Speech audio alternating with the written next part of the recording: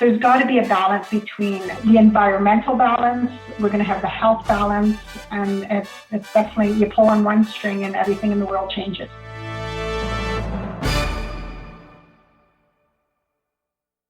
Cue music. Places, everybody places. We're starting in 3, 2. It's time for Life Interrupted Radio, a show dedicated to practical skills for your mind, body, and soul. We're hoping we'll go in one ear and stay there. Here's the host of the show, Sharon Saylor. Welcome to the Autoimmune Hour on Life Interrupted Radio, where we look at the rise of autoimmune disorders. The NIH estimates nearly 24 million Americans have an autoimmune disorder. To put that in perspective, cancer affects about 9 million and heart disease up to 22 million. You'll be as surprised as I was to find out what autoimmune entails. I brought together top experts that range from doctors, specialists, nutritionists, researchers, and even those recovering from autoimmune to bring you the latest, most up-to-date information about autoimmunity and how to live your life uninterrupted. So let's get started. Welcome, everyone, to the Autoimmune Hour on Life Interrupted Radio. I'm your host, Sharon Saylor from SharonSaylor.com. And as always, it's just my honor to be with you here Friday night, 7 p.m., and every week we have a brand new episode. I just want to catch up because, I just enjoy summer so much. Last week I went to this fabulous farmer's market. You know me if you've been listening for any time that I am just a farmer's market fanatic. And they had some things that I had never seen before. So that was a lot of fun. And the cool thing was asking the farmers, okay, I've seen this word, I've seen this vegetable, whatever. How do I cook it? And that was so fantastic, getting it right, shall we say, from the farmer's mouth on how to cook it. So that was a lot of fun. I came home and I tried some of them. One of them, I'm trying to remember exactly what he called it, but it was the shoots of garlic. It was like before it floured.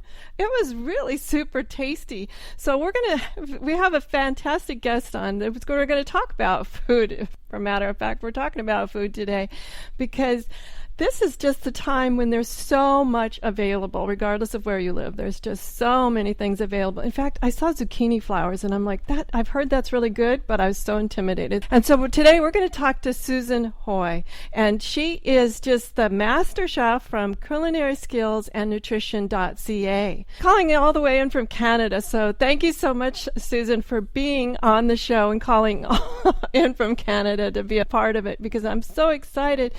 I met Susan at an event up in Canada a couple of weeks ago, and she was the caterer chef for this massive event, and I was shocked at how she pulled it off. There were probably 40 of us, and she kept us all super well fed. It was just fantastic food.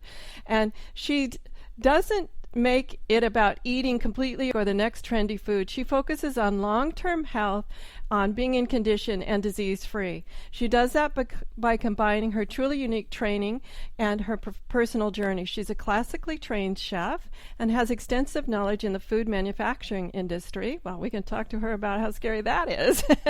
And after turning her health around several years ago, she has a family history of diabetes, heart disease, and waking up to the reality we only have today that spurred her to lose 100 pounds. Oh my goodness, that's amazing. Plus, she watched her mom live with a debilitating autoimmune disease that finally took her life. So after she and I chatted about her amazing food at this event, I said, you got to be on the show. So welcome, Susan. Thanks for being on the Autoimmune Hour with me tonight. Well, thank you, Sharon. It's an absolute pleasure that you invited me on. Oh my goodness, where to start? First, let's tell us a little bit about your journey of what had you become just this food expert, because I think a lot of us want to be, but taking the leap, wow. What spurred you? I mean, I just read in your bio here about losing weight and your mom's debilitating disease. I think we all sort of have that in history. We do. Most people do have some sort of personal connection to the way we are. And it's those connections that make us real. So yeah, my personal journey, a huge part of why I do what I do in my business is connected to my mom's journey. My personal story, though, on cleaning up my act, if you will, before that, it was a real eye-opener that I got a true picture of how I was living. A lot of people say that they've got one foot in the grave. But the term that I actually used was didn't have just one foot. I was up to my knees in my grave. Oh my gosh. I didn't have very much quality of life. I had so many health things going on with me personally that it was kind of a gauntlet where I threw down, and I had a huge catalyst in my life that made me realize that we do have only today, and that was when my brother was killed. And I took a real hard look at where I was in life. And we were sitting around my mom's kitchen table at the time, and we were just relaying stories of my brother. And I stopped for a second and I thought to myself, if this was my time to go, would these same people be sitting around the table with the same great memories and stories and everything? And it really woke me up to the fact that I wasn't living life. I was just coping and not coping very well. And so I kind of took the bull by the horns, and little steps at a time. It actually happened very quickly, but making little choices every day. I shifted that weight really fast. And through the process of losing the weight, all my little diseases that I had, I was pre-diabetic, I had high blood pressure, high cholesterol, I had gout. I was like a woman with gout. That is almost unheard of. My doctor didn't even think that I had gout when he diagnosed it. And wow. Eczema, psoriasis, alopecia. It was just such a long list of food-related illnesses. And so just that journey, that 10 months it took me to lose my weight, every day was just a step forward, and every day my health improved as well, right along with that. Fantastic. Now, you said food-related illnesses. In my healing journey here, I found much of, I'll say, medicine has very little nutrition training, and not one of them has said, Sharon, any of this has to do with your diet or your gut or your nutrition, until I started seeking out those people trained in it specifically, based on only what I had found in doing my own research. How did you find out that these things were related to your diet? First and foremost, it was proof within the pudding, no pun intended for sure, was when I eliminated certain foods out of my diet, there was such a direct correlation between how my body responded. Like when I pulled dairy out of my diet, my eczema went away. If I stay away from wheat products, like when I pulled those out, like just the inflammation went away in my body, and I felt better. The aches and pains in my joints and being able to move freely, and like it was so directly correlated that it happened within days, and that's how I knew. And so the action, it drove me to look into it a lot more. Like, what is this? And I saw really quickly how it is connected. A lot, and hours spent researching. Yes, and I think that's what's so upsetting is that when we get a diagnosis, or two or three, a lot of the people that we first trust with that diagnosis doesn't mention, so how's your diet? Or in my case, I actually thought I was eating pretty healthy. I mean, when you said taking away dairy, I took away dairy as well, but I had been trained that, there's nothing bad about dairy, that dairy is good for you, as well as other things that I took out that were significant and sensitive to me, such as eggs. I thought that was pretty healthy as well. And so always shocking to me are health journeys and how little, at first, how little idea is put on what we put into our mouth is directly correlated to what's happening to our body. So tell us a little bit. Now, you're at the event, it was strictly vegetarian, or maybe I've got the wrong word, maybe it's vegan. Let's describe first the difference between the two. We actually went vegan with that. Yes, we did. Okay, and it was fantastic food. I have to say I'm more of an omnivore, but it was fantastic, amazing food. So first describe, what is the difference between a vegetarian and a vegan, just so we can have the right descriptions out here. Well, a vegan, generally it comes from an ethics standpoint where they don't want to consume any animal products in any way, shape, or form. So not only do they eliminate animal products such as cheese and dairy products, yogurt, all of that, besides the actual meat component to it, they eliminate all that from their diet. But generally the term vegan also associates a lifestyle with it. So they tend not to wear leather shoes, for example, or they won't have, they're very aware of having wool in their life as well. So they just don't want to use any products from an animal source.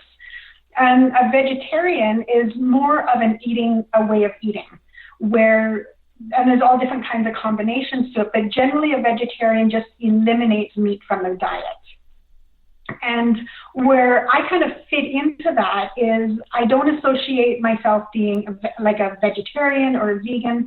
I actually stick very firmly to the term plant-based whole foods, because what I do and what I stand for and what I teach, it's not about eliminating. It is about embracing all the health benefits of all the foods that are available to us. And when you, under that term of us that are plant-based whole foods, it's as much about educating and embracing and welcoming people in as it is about the goal of health. It's not about a lifestyle. Our main focus is first and foremost always health. Yeah. Oh my gosh. So many questions popped up for me during that time. First off, let's see. My first question would be, I've been drummed in my head since I was little, because I come from a meat eating family line, that if I went plant-based, I wouldn't get enough protein. How do you fill that myth number one with a fact? That is probably the biggest, and I won't say argument, but it's the biggest point people ask me on all the time. And well, first off, no one in my world, and I'm willing to bet no one in your world, has ever been diagnosed with a protein deficiency. Not that I know. Never heard of it.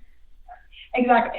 It's protein is in all our foods. There is not a food out there that doesn't have some component of a protein in it. And we've been kind of falling into this marketing mayhem, for lack of a better word, on everyone needs protein. We need more and more and more protein. And it's absolutely infuriating, because it comes from such a niche market of the people that needed more protein. And it started way back in the 60s. It's actually the origin of it was back in the 30s when it was connected to the war. But it was back in the 60s, I believe, where it was connected to a bodybuilder down in California. And he was looking for a quick way to increase his protein, because he knew that the increase would help him with his purpose of bodybuilding and gaining those mass muscles. And so you can see through history, and then the 70s hit, and Arnold Schwarzenegger, and so the protein drinks started to become more and more popular, and it's just now exploded. Protein is in absolutely everything we eat. Lentils are comparable in protein count to chicken. 1 cup of lentils is comparable to 3 ounces of chicken, and needless to say, you're a lot more satisfied with a cup of lentils. Yeah, a cup of lentils would be quite filling. Exactly. Like the average typical person would have a hard time eating a cup of lentils in combination with a complete meal. That's a lot. When you said that, that's what I thought too. I don't think I could eat a whole cup of lentils. I would be so satisfied with maybe a half a cup. Exactly. And so there's also that misconception of we need vast amounts of protein. And that's where the whole marketing thing, and everyone's so obsessed with getting, if a little is good, more must be better. And that is not the case with protein whatsoever. And even the World Health Organization, they recommend that we don't exceed 10%. An average women, and I work mainly with women of the age of 40 and over. And women in our age bracket, 5% of our calories coming from protein is usually sufficient. And you're not feeling deprived or hungry or anything like that. So it's real marketing, and we need to step away from the marketing of needing protein. Okay, so myth number 1 dispelled. Marketing. Marketing's the answer. Okay. Then I have this other question about when I was at the farmer's market, there were such a huge variety of things that obviously I didn't know the first thing about. Let's say I know you're in Calgary, and what shocked me about Calgary, I knew it, but I really came home when I was there, that, it's light so often this time of year. It was like 11 o'clock before it started to get dark, and it was light at 4 a.m. So I'm assuming that your types of vegetables in that colder climate is different than my type. Is it better to eat sort of what's locally grown in our own soil, or is it okay to wander far afield and buy things or eat things that are from, like, I don't know, Bali or something? What happens what's the better way to eat? I think it's a combination of both. Being in the northern climate, for sure, if we were to eat completely local, our variety of food would be greatly diminished. And when you look at different locations on where you eat, your diet naturally changes. Like if you compare Inuit, for example, who have an incredibly high fat content in their diet, and when you compare it to an indigenous person that lives in Costa Rica, for example, or Brazil or Colombia, where it's mostly a plant-based diet, so your location determines the level of fat and carbohydrates and stuff that you can naturally assimilate without any disease creeping in. So you have to keep that in mind as well. But just for the fact that, the northern climate, we rely on, and bringing up that food from California, the vast majority of our produce comes in from California, Arizona, and some from Mexico. Our 100-mile radius where we want to eat local, unfortunately for us up north, it's a lot bigger than 100 miles for us to get a really nice variety and still maintain that balance of not being the Inuit culture and not being the indigenous tropical culture. We have to find that middle ground. And unfortunately, whoever deemed that 100-mile local didn't realize that when you break it up into geographic areas on the map, it's a little more than 100 miles. Yeah, that's what I've heard, that it's good to eat local because of the soils have the right kind of bugs and all for your gut and all that good stuff. But I'm thinking, even here in Oregon, where I am today, during the summer, vast amounts of great produce. But during the winter, we're limited to things that are cold if we're going to do that. Cabbages, kales, squashes, And we're very similar as well. Yeah. And I think there's a lot to be said about harnessing those particular products, and we need to dedicate a lot more of our diet to those local products, and for complete and balanced health. Incorporating those cabbages and kohlrabi and stuff that is local to us, and having those equally as much as we eat those mangoes and papayas. There's got to be a balance between, and that's where we're going to have the environmental balance, we're going to have the health balance, and it's definitely, you pull on one string and everything in the world changes. I love that. We need to take a quick commercial break on that thought. You're pulling one string and everything changes. That's true about life in many areas besides our nutrition and our eating, but we'll be right back after this commercial break with Susan Moore.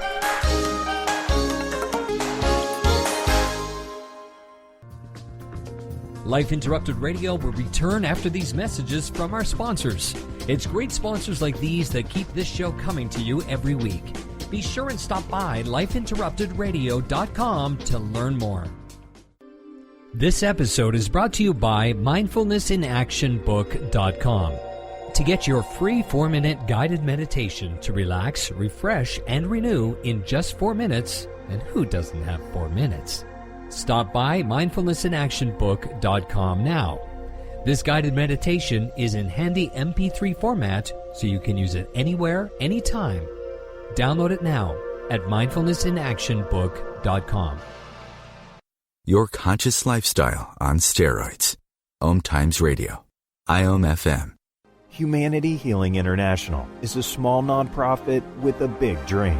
Since 2007, HHI has been working tirelessly to bring help to communities with little or no hope. Our projects are not broad mandates, nor are they overnight solutions, but they bring the reassurance that no one is alone and that someone cares.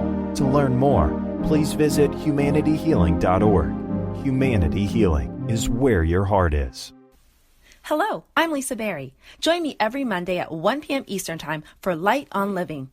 A chance to see new, hear different, and feel more as I shine the spotlight on all the ways to lighten the load of life's challenges.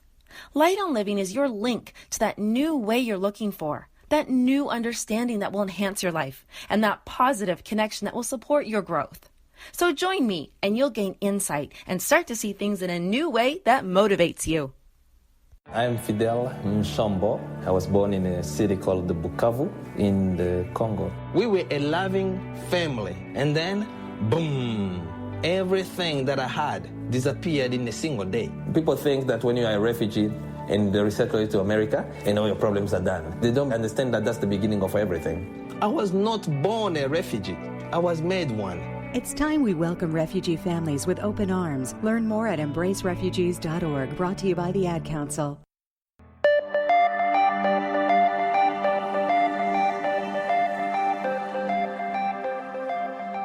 Welcome back, everyone, to the Autoimmune Hour on Life Interrupted Radio. I'm your host, Sharon Saylor from SharonSaylor.com, and today we are here with Susan Hoy from CulinarySkillsAndNutrition.ca. She's an amazing chef who has devoted her life to teaching us all about plant-based eating and how healthy it is for us.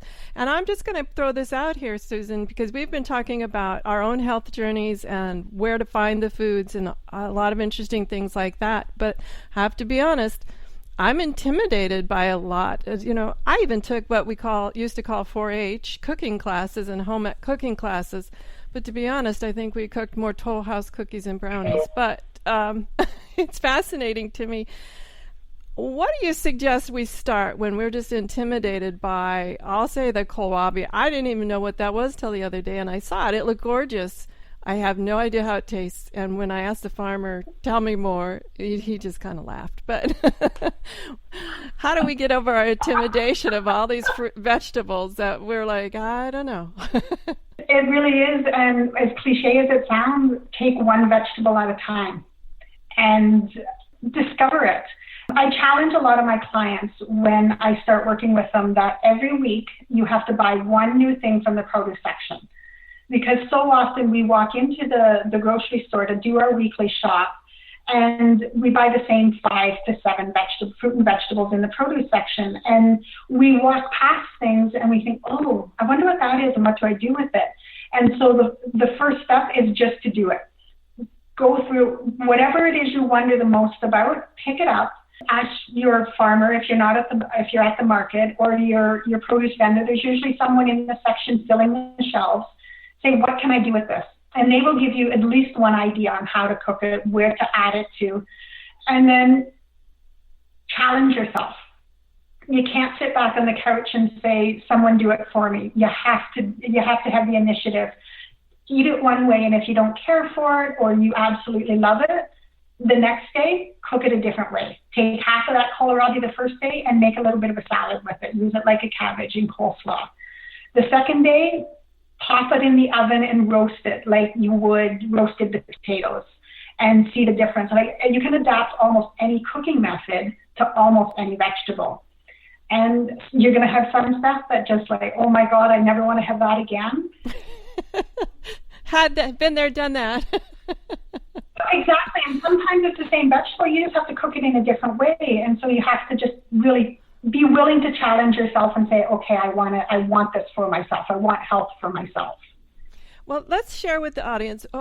If you were to compare kohlrabi to something else, what would that be? So they just got an idea of maybe what you could exchange it for, maybe sort of what it might taste like. Kohlrabi is really adaptable, and it is similar in texture to like a turnip or a rutabaga, but the taste is very much like a cabbage.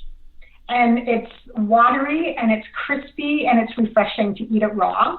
And so if you were to use it into a recipe, you could, anywhere that you would use cabbage, you could use kohlrabi. So, and whether you're making a stew or whether making a salad, you could use it in the same way. You can use the leaves of the kohlrabi. They come with these big, long shoots of leaves, and you can use those for your wraps like you would use collard greens or lettuce wrap or kale for that matter, and you can use it to make a wrap as well. Oh, really? I didn't know. When it was at the market, it was just stalks, but they cut off the leaves. How cool is that? I didn't know that. Yeah, quite often that happens, yeah. Yeah, oh my gosh. Okay. Well, then I want to go on to another question that just has me baffled, and maybe it's just me. I'm telling. I've honestly tried like 3 or 4 different types of kale, like dragon kale, and the farmers are like, "Oh yeah, try it. It's great. Saute it with garlic or whatever." I'm sorry. I've tried it raw. I've tried it sauteed. I've tried baking and faking it into stuff. Am I the only one that doesn't know what to do with kale and make it edible? No, you are not the only one, for sure. A lot of people get hung up on it. And for as good as it is for us, and for as much as I encourage everyone to eat it, sometimes there is a food that you just won't get along with. Not that your body doesn't get along with it, but for whatever reason you don't enjoy the taste of it or the texture of it or anything like that.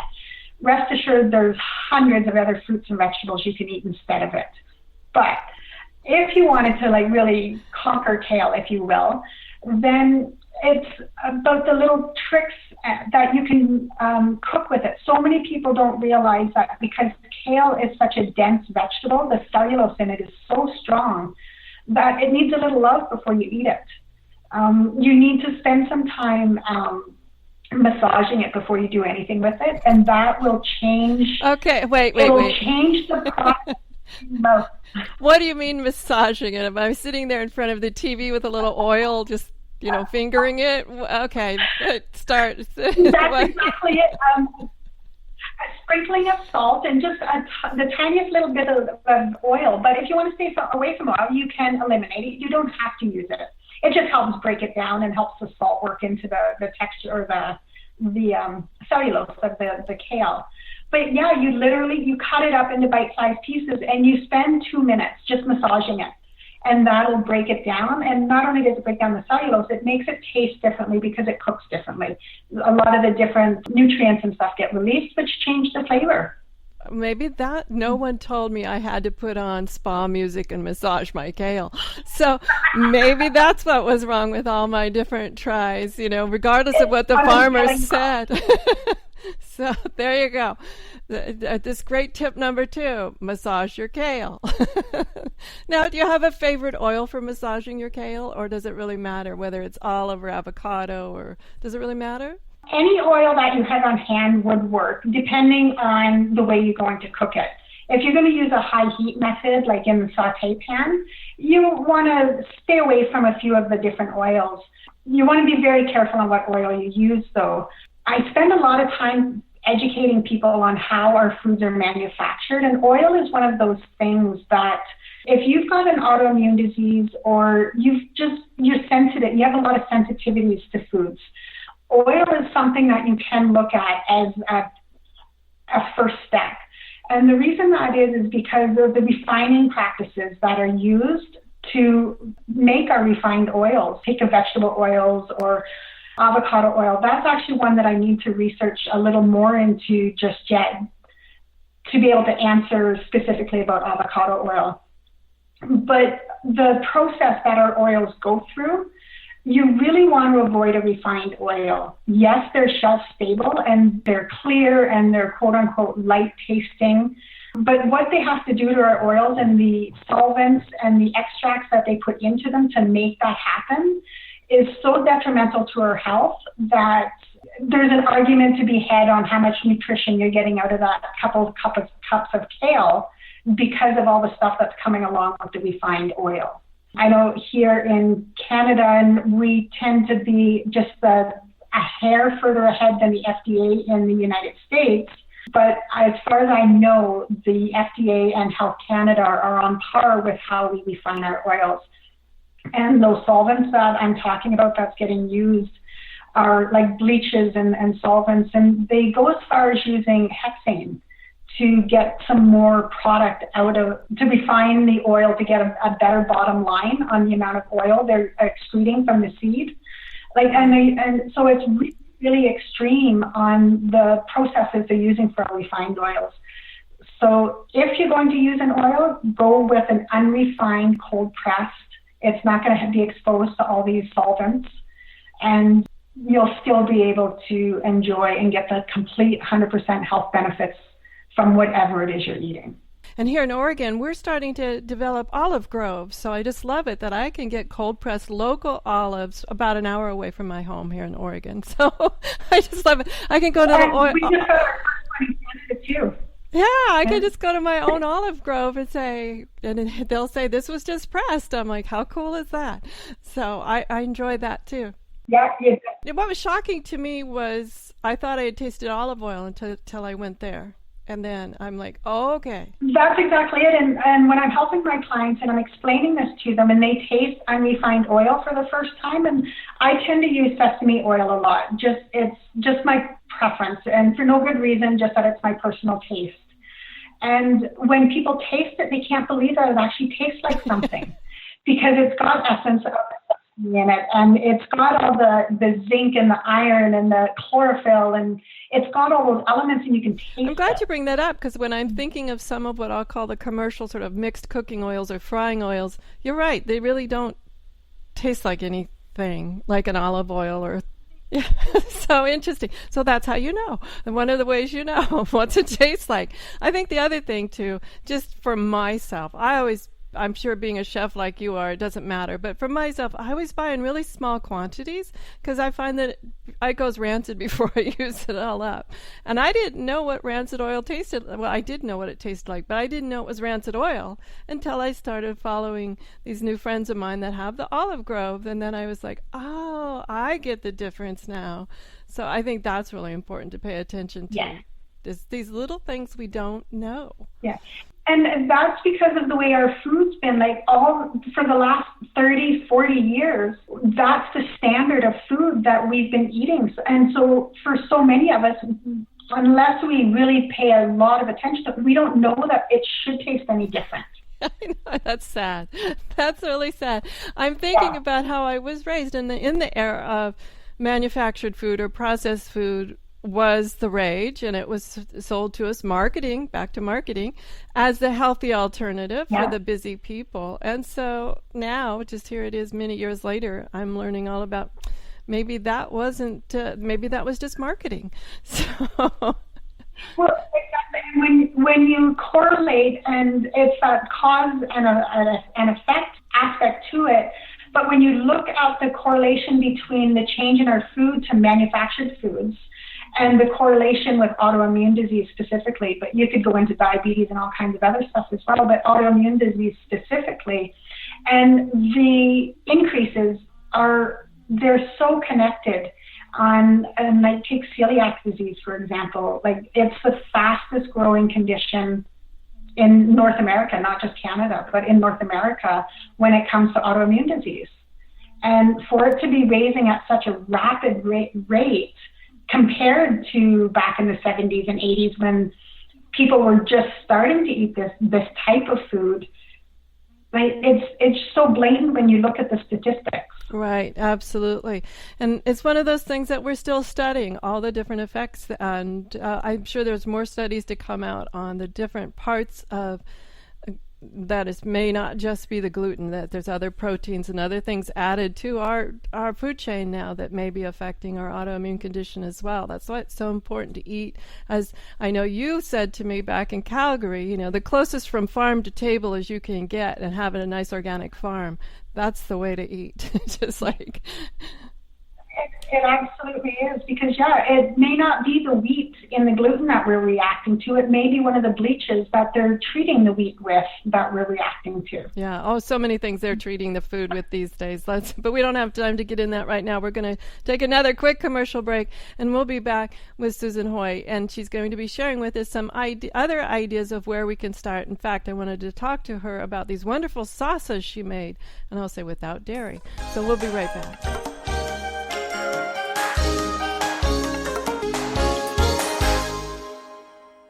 The best of holistic, spiritual, and conscious world. OMTimes Radio. IOM FM. Ascending Hearts is no ordinary dating site, but a spiritual dating site with a purpose, to link you with your soulmate. We engineer the serendipity so you can trust that you will attune with someone that has the same matching vibration as you. Ascending Hearts, the conscious dating site for the spiritually aware. Try Ascending Hearts for free. AscendingHearts.com. My name is Victor Furman. Some call me The Voice. I've always been fascinated with human nature, spirituality, science, and the crossroads at which they meet. Join me Wednesdays at 8 p.m. Eastern on OMTimes Radio, and we'll explore these topics and so much more on Destination Unlimited. What are all the things you witness online in a day? Cats playing piano, selfies on your feed, your friend's picture being turned into a nasty meme that's been shared 50 times, 51, 52. When someone's being bullied online, it's hard to know what to do. Now you can speak up with the witness emoji. It looks like an eye in a speech bubble, and it's in the symbol section near the clocks in your phone. You'll let the world know it isn't cool, and you'll let your friend know you care. Learn more at eyewitnessbullying.org. Brought to you by the Ad Council. Do you want to be a better leader? Have better relationships? Become more self-aware? Be a better communicator? Hi, I'm Sharon Saylor, best-selling author, professional speaker, and executive coach. And my life passion is empowering professionals to be the best that they can be. After years of working with professionals, I've discovered the 7 things nobody is telling you that can cost you your clients, sales, and even your career. And I want to give it to you free. You've heard my show, you know my passion, and maybe we'll be working together sooner rather than later. So go grab this ebook now to find out the 7 things that's costing you big time over at SharonSaylor.com/radio gift.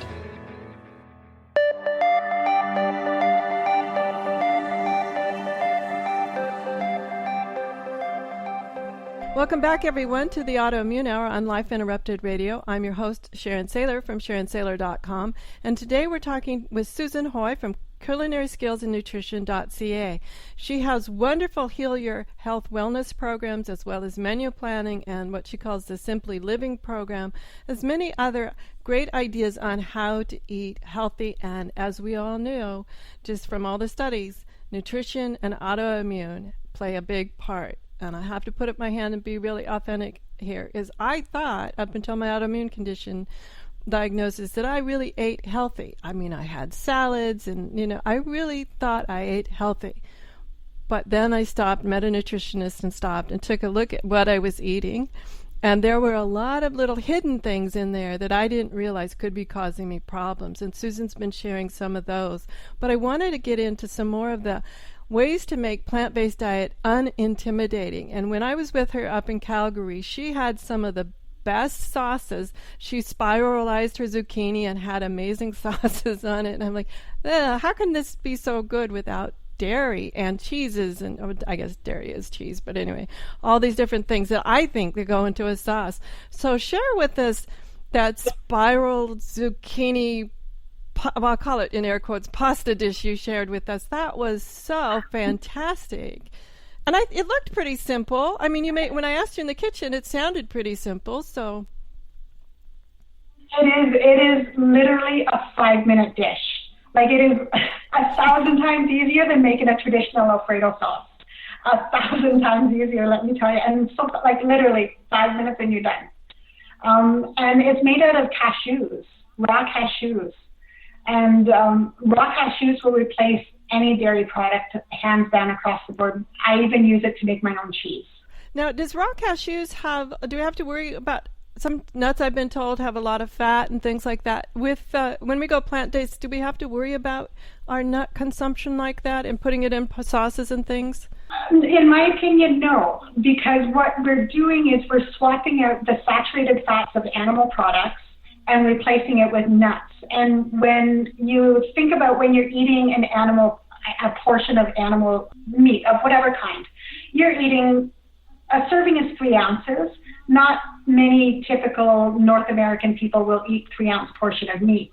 I was going, no, that's they're probably eating 2 to 3 servings if that's the case. Then most people do at least 2 servings at a meal. And so when you compare that in saturated fats to the fats that are in your cashews, cashews don't even compare. And then you take into effect that you don't eat as many cashews. Like to feed that 35 people that I fed at the retreat, I used a cup of cashews.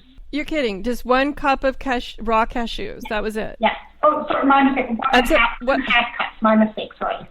It was 1.5 cups. Yeah. And so, yes. Well, that's still minimal. Exactly. And when you compare that to a serving of meat that you would have been serving, like there's no comparison in fats. So although you do want to be mindful, of course, they are high in fats, the nutrients in them far outweigh any concerns. And the smaller amounts that you're eating, again, for most people, is not a concern either. Okay, so you have, well, for 35 people, we'll just say a cup because I'm sure most of us aren't feeding 35 people. How do we make this delicious sauce? Because my granddaughter she's 4.5, so I let her, with my supervision, turn the handle on the spiralizer. Yeah. And so we love to make those zucchini noodles. How do we make this delicious cashew sauce? Because you said it's simple, right? It is super simple. What you have to do is you have to soak your cashews.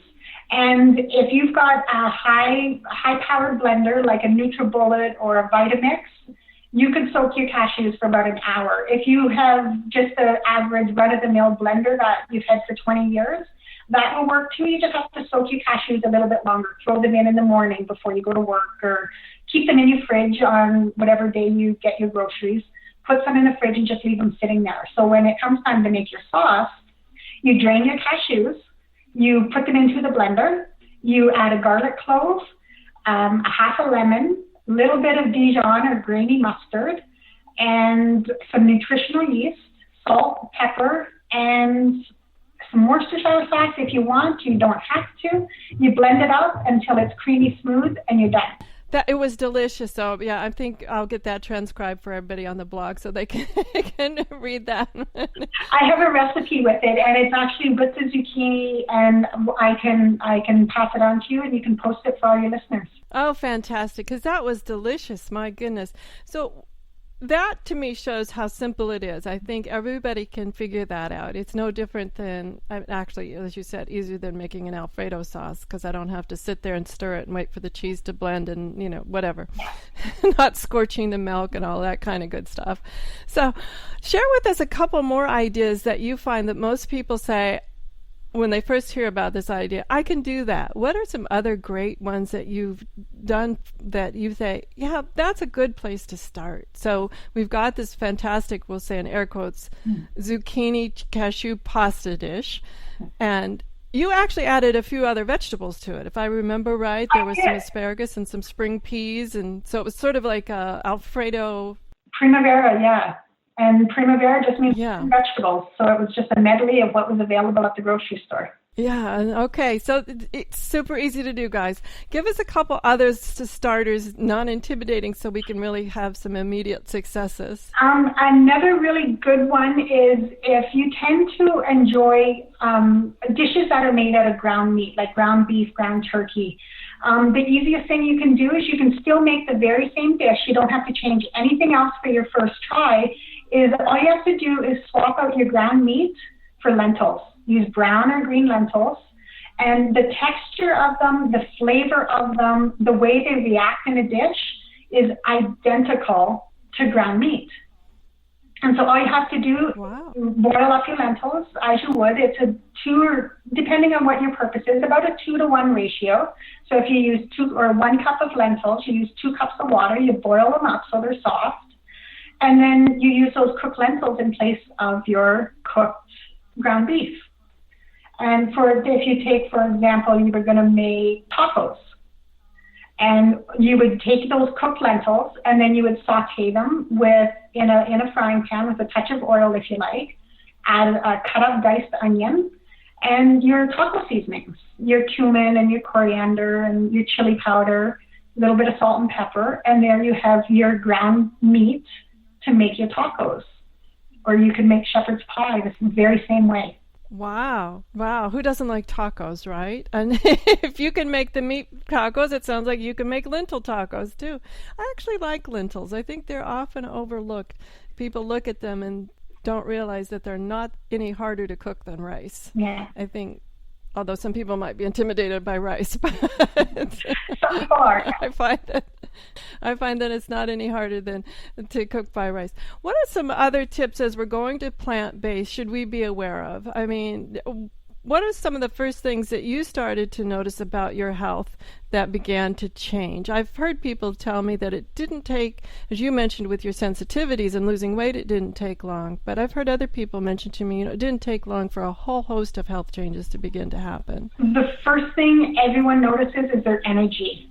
And within like a couple weeks, you will be looking for a new outlet to use up some of the energy. And, myself being a business owner, I just kind of channel it into my business. I can get through the day. I don't have those afternoon slumps at all, which was huge for me because even as a child, I remember having that 1 o'clock nap with my grandma on the couch after lunch all the time. And I just thought it was in my DNA that I was just a person that needed an afternoon nap, like a quick 5-7 minutes and I was good. But eating plant-based, that is completely out the window. Like there is no need for that afternoon slump. I'm not craving anything in the afternoons or anything. So that for me was the first thing. And it often is one of the first things my clients notice as well. Their energy is through the roof. And one other thing that I noticed was that I don't get as hungry as often, which I thought was really fantastic too. It seems to stick around longer. And that is because your body's getting the nutrients that it craves to operate. And so your body's not telling you to eat something, I'm missing something, I need some fuel, because you've given it to it. And then the added benefit of fiber. Fiber fills you up. It keeps you satisfied. And it also helps move things along, we'll just say metaphorically. Yeah, we'll say that too. And so, okay, well, this has been great. What are some other thoughts when people are just saying, okay, this sounds all well and good, but it still sounds like a lot of work. But you have some great programs that you share, all about everything from menu planning to, I think you call it Heal Your Health. What are some other tips that you always share with us newbies out there as you begin to convince us that this is the way to go? So you can look at it as if it's a marathon and not a sprint. Don't try and change everything all at once. Little steps, make one change, get comfortable with it, and make it work for you, and then take the next step. Don't overwhelm yourself with too much information, too many changes, because you're setting yourself up for overwhelm and ultimately failure. If you take it slow, realize that, one change at a time is all your body can handle and all you emotionally and mentally can handle, then it's a lot easier. Don't think you have to change everything all at once unless your life is on the line. Sometimes it's necessary, but for the average person, one step at a time. Oh my gosh, that's so true. And you're right, though. When I got the diagnosis, I felt my life was on the line. So it was a pretty radical jump. Yeah. But finding good support such as yourself really helped that along to find that support. You did mention something in the previous answer, and then here that got me to thinking, though, is I'll tell you, the hardest part for me was the cravings, especially things that I was emotionally attached to. Like if I had an emotional upset, I used to really love to go to the cookies. Mm-hmm. Or I'll just say some sort of baked product.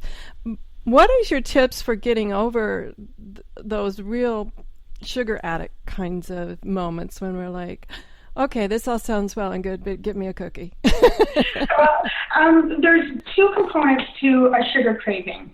And there is the emotional component, and then there's the physical component.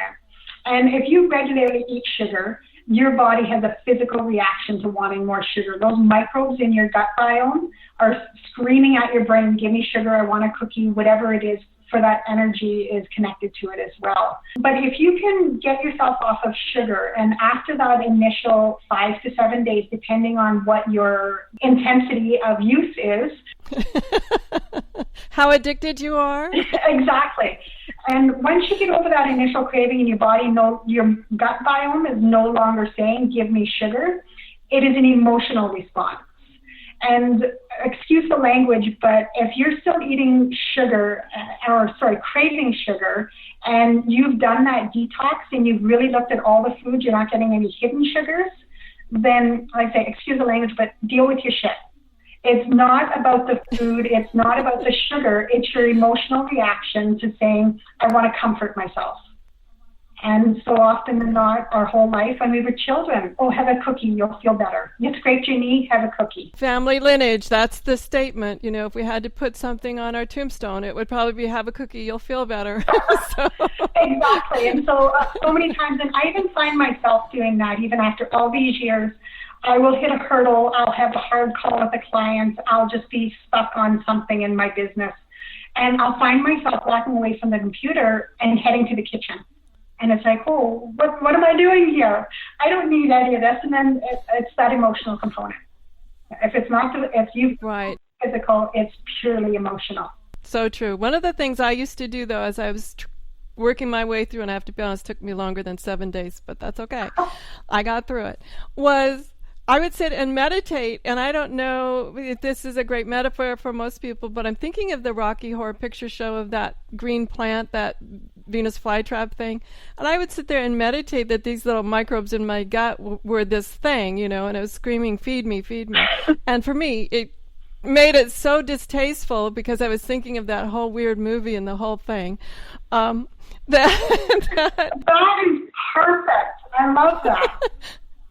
Yeah, it was, anyway, the way my meditations and metaphors work, folks, it may not work for you, but you find the right thing to work through, and I found that the meditation on the process, visualization on the process, got me through the whole project here.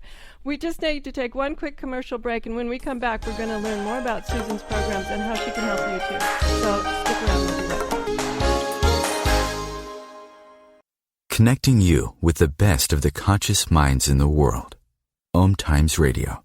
IOM-FM. Change and growth are part of natural life, and also part of your spiritual life. Everyone needs support and guidance, especially during life passages. Upgrade yourself with the OMTimes Experts program. With OMTimes Experts, you have access to the best intuitive coaches, spiritual teachers, counselors, astrologists, and oracles. Our team was carefully selected so you can trust. Find out more at experts.omtimes.com.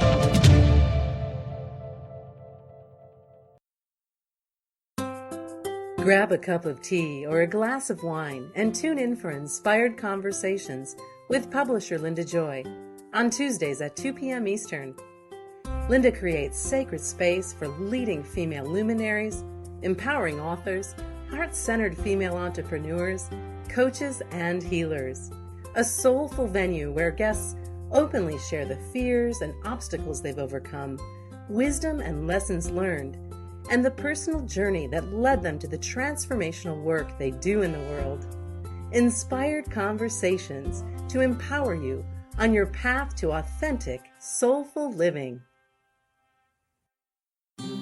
Hey, Dr. Phil here. You know, I help people solve difficult problems every day, but one problem has me stumped: childhood hunger. Nearly 16 million children in America struggle with it. Luckily, the Feeding America network of local food banks collects surplus food, giving hope to hungry children and their families. But they need your help. Join me in supporting Feeding America and your local food bank at feedingamerica.org. Brought to you by Feeding America and the Ad Council.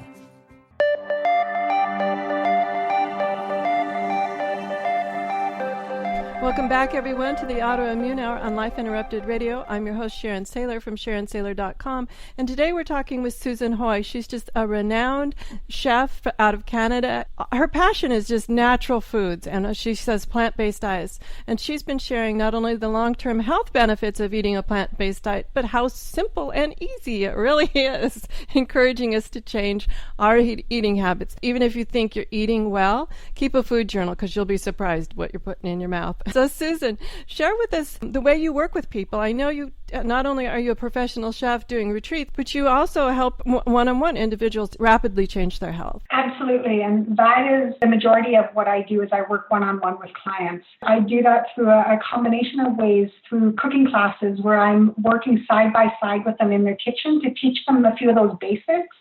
And then we move from that concept into menu planning, and we're doing 24/7 interaction back and forth where I'm holding their hand through those difficult times. It's through education as well. So there's menu guidelines, and I use all my professional training as a chef as being part of the food manufacturing industry for so many years, and I offer that knowledge to really educate you. Absolutely. She has the Simply Living program, which is weight loss, right? Yes. And then Heal Your Health wellness programs. And you don't work just up in Calgary, that you're able to have Skype calls and do some online or distance coaching for us as well. Absolutely, yes. I have several clients that I work with remotely, and it's just as intimate as being side by side. The only thing that we can't do is be in the kitchen at the same time.